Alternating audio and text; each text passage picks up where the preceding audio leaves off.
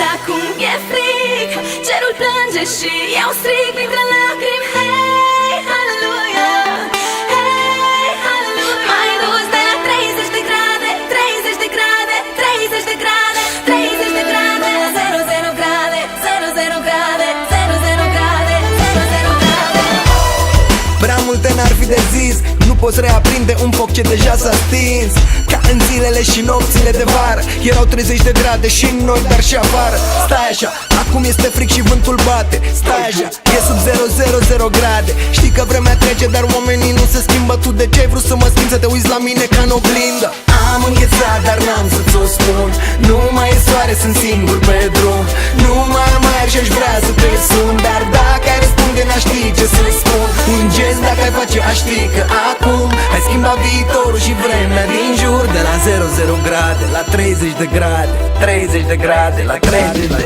Era cald, acum e frig, cerul plânge și eu strig printre lacrimi. Hei, haleluia, hei, haleluia. Mai dus de la 30 de grade, 30 de grade, 30 de grade, 30 de grade, 00 grade, 00 grade, 00 grade, 00 grade.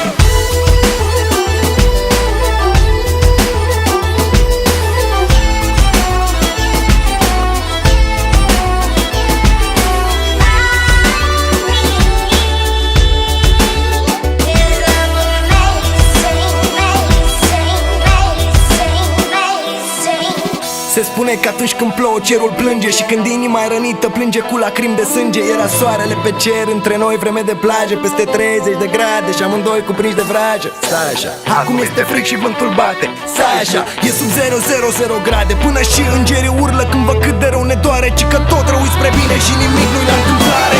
Am înghețat, dar n-am să ți-o spun. Nu mai e soare, sunt singur pe drum.